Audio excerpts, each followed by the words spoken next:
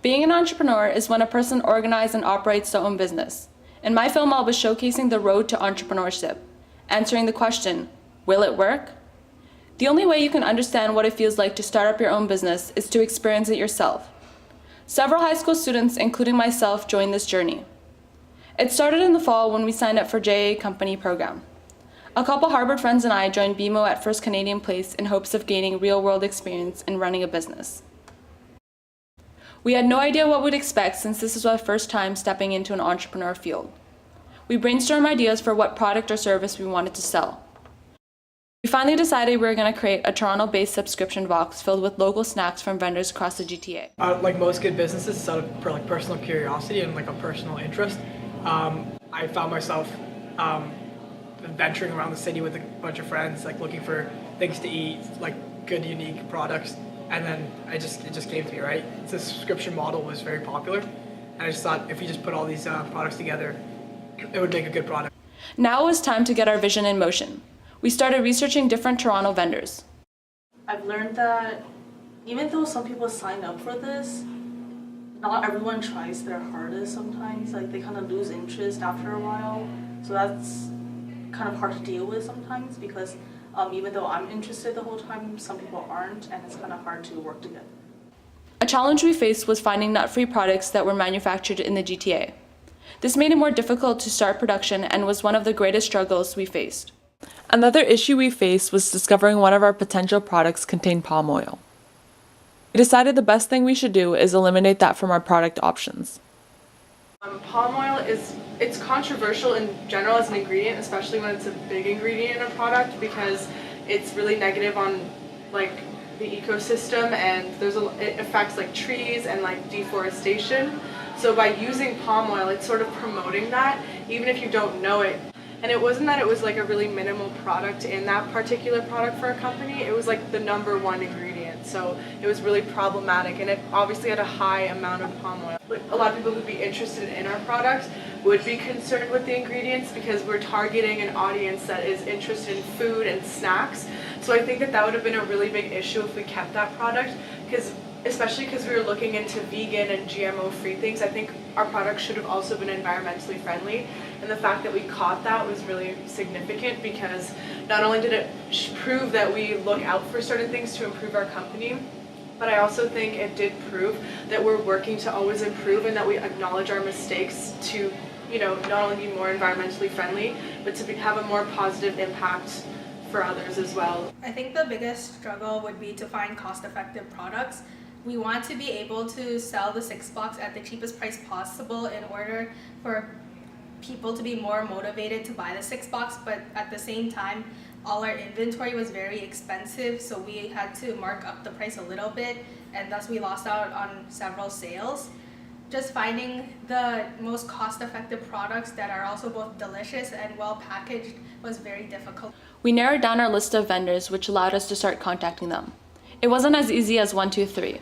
We needed to establish a business relationship, or else we wouldn't be able to sell their products in our boxes. It was time to get production rolling. I never knew how expensive it would be to start up a company. For example, with 6-box, I just assumed, hey, we're going to get food, it probably won't cost more than $100, costing $380. And on top of that, we had to buy boxes, so that was another $100.57. So it really did alter my perception, and I realized just how important stuff such as crowdfunding platforms were and how important it is to get people to invest in your company. With the budget we had, we found our best decision was to issue preferred shares. At first, we started selling to friends and family, but then later we released 6-box to the public in mid-March. We started preparing for the JA trade show, which took place in March break. This was the biggest event we were faced with, and we had to hold back on distributing boxes to our friends and family to ensure we would have enough products for the trade show. We set up a booth in First Canadian Place and started pitching our product to individuals who approached our booth. We predicted we would sell about 20 boxes that day, but only ended up selling 5. Although it was a successful day, I'm not gonna lie, I was a little bit disappointed. I was hoping the trade show would be our big break. We experienced a lot of different challenges of actually trying to get our customer pool interested in our product. My team and I specifically dealt with it was to get to the root of the problem and understand why people weren't really engaging with us. So we decided that we would post more frequently, try to engage with them in a more appropriate manner targeted towards their age group. And I think this like specific solution helped us a lot. So I guess first, because of the planning and since we knew what the problem was, it was a lot easier for us to tackle the solution. And we were planning a lot before we started.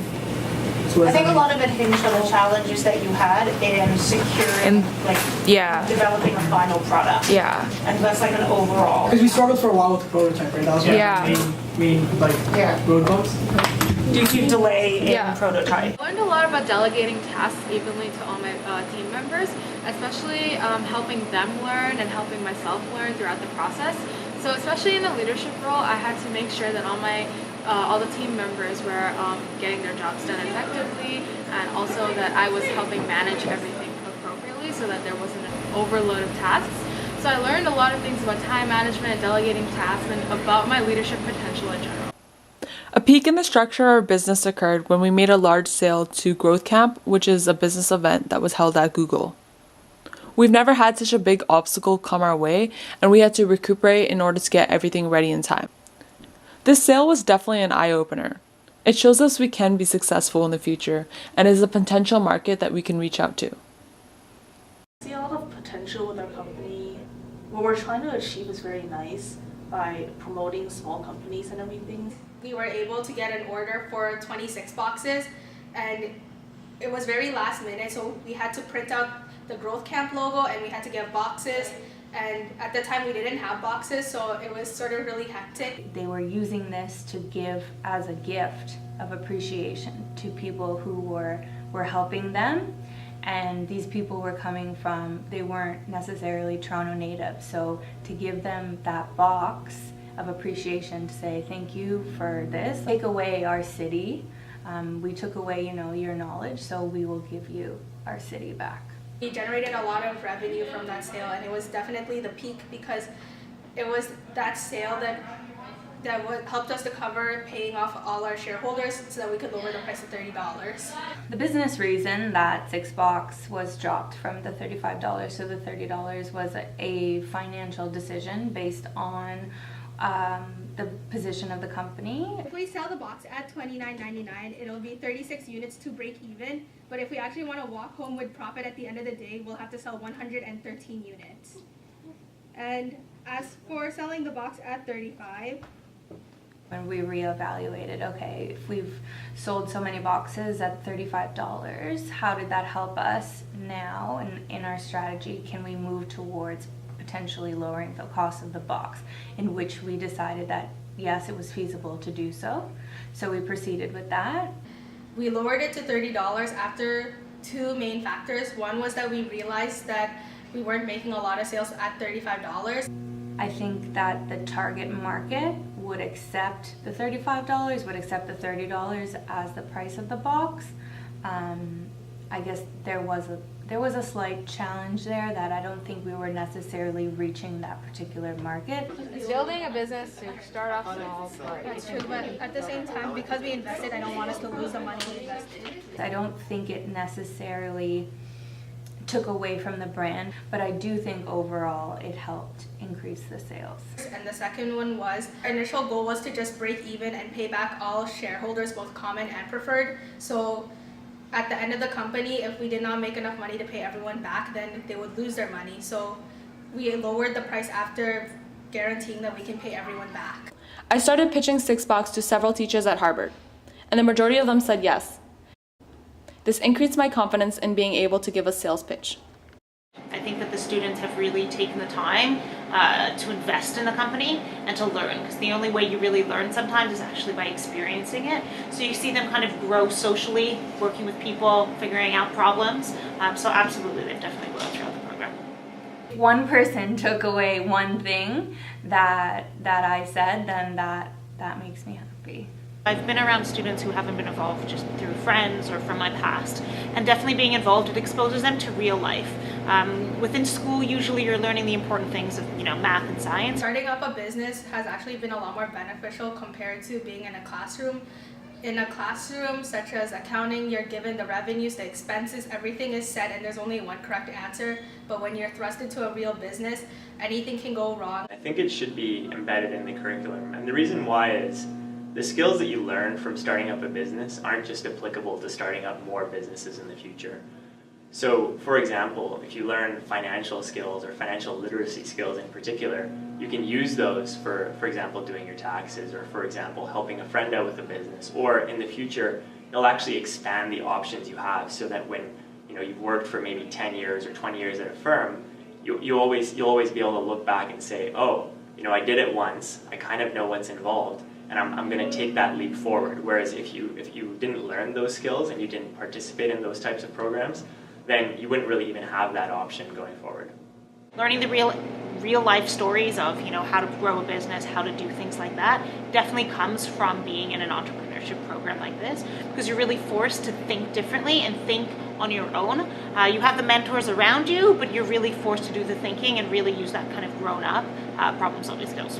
I think that communication was a big part of this company, because I realized how important it was and how important it is to talk with every single member and to interact with them personally instead of just like posting as a group. One thing really important that I learned, just time management. Something we struggled with at the beginning was just being able to budget our time out, make sure all the components go together. If I were to do something differently, I think I would spend more time focusing on the beginning of JA. This year I realized I worked a lot at the end, but not at the beginning. If I were to work harder at the beginning, the company might have been a lot easier to deal with at the end. Towards the end, we saw how fast we can get things done if we stay on task, and it's similar to homework, but it's this is more crucial in terms of you're working with numbers and you're working with other students. It really gives you an idea of what it's like to have and start your own business. Even the environment we're in, just being able to come down to Bay Street and experience that environment, seeing guys walk around in their suits, talking and interacting with kids you've never seen before. This is a really good opportunity to see what it feels like to actually get out there in the real world. I think the reception of Six Box was, this is a really cool product. This represents our city. This is something that was built by students. This was a student idea. That kind of, let's take what we kind of like as our kind of demographic, our young demographic. We like snacks, we like our city, all of those things. So I think that was really recognized by the people who were purchasing the product. Our advisors have been great in supporting us and giving us knowledgeable advice. Aleem is going to be sharing his personal entrepreneur journey from when he was in high school and how it benefited him today. When I went through it, I was in grade 10, and this was in Calgary, and I absolutely loved it. I felt like I learned a lot. I got to meet new friends that I still keep in touch with, and I was able to leverage what I learned, the skills, the values in my everyday life, and then onto university. It really helped when I was applying for jobs, and even when out of school, when I'm currently applying for jobs, I still look back on it and think about what I've learned. From my personal experience, I never had an experience like JA. I never had the opportunity to kind of go somewhere and just, kind of learn a few things, make mistakes, no one's judging you, you're gaining so much kind of experience that some kids don't learn until they're in university or they get to the workplace. It's actually quite crazy, and the reason I say that is as you don't think when you get through school and through university that you're actually grown up, but then you really are surrounded by kids who are really taking the time to learn, and being a role model to them, you're really able to use the skills that you've learned over time that you don't even realize that you are a role model and you have those skills to share. It's quite empowering because for us when we go home we realize that we're hopefully having an impact, and so that to us is really special to be able to share the knowledge that we've learned over the time. You have that impact in just the little things that I'm able to say in the weeks or at the beginning when we gave the actual information to you guys on how to build a business. That for me speaks in itself because I really wish I had that opportunity. I decided that once I'd started working for a while, I wanted to give back to the program. And that's really one of the reasons I came back is, I thought maybe other people and other kids out there can get as much as I did out of the program. The second is I really believe that in the curriculum itself. I think that it teaches great business acumen. It's one of the only programs you can learn practical skills that you don't get in the classroom. I feel with Six Box there was so many great ideas, and there was so many things constantly going on, so many decisions to be made, and it was always that fast thinking, adaptability. The one thing I took away from JA or any entrepreneurship program is to take risks and not be afraid of taking risks. I think risk and return are like two things that go hand in hand, and without risk you can never have a high reward. So don't be afraid to take risks, and don't be afraid to put yourself out there and do things that you never thought you could do, because ultimately it'll have a fruitful result. And it's evolved significantly now. There's a lot of technology being used, there's presentations, even the accounting, the way they teach the finance skills have evolved, and I think it's in a really great place. With Six Box, we chose a really expensive box company because we couldn't find any other cheaper companies. So you always have to take that risk, and if we had not taken that risk, then we would have been at a standstill and had no product to sell. And another one is to always believe in your company, even when things are expensive and things seem to go wrong and you don't know where to go. Just keep believing and pushing forward and always looking for a solution. One caveat, because a lot of you want to be entrepreneurs, it is hard work. Okay? It is not going to be like, oh yeah, I start a business, after a year I can sell it and make money. Okay? It's very rare that's that case. I was working from 7 a.m. to midnight at times. Okay? Driving to see clients, hiring people, firing people, okay? Doing all these things, learning on the job. Because ultimately, what you will be judged on in terms of your success in business is the people that you influence and the ideas that you generate and the relationships that you create, and not whether or not you've mastered a particular technical skill or created a product that people want. Ultimately, your influence will be measured by the relationships that you create, that you build, and that you solidify. Since this 18-week program came to an end, several members of the company are looking to continue it in the summer. As of now, the company is on pause, but will be rebooted in the summer. I think with our continuing members, we'll be able to make more sales, and I think we'll be able to make profit. If there's any other programs like this, I would 100% try it and go out and do something like that. And JA itself was a good experience. It was a really good opportunity to see what it's like to be a true entrepreneur. Keep Six Box locked in your mind, because this will not be the last you hear of them.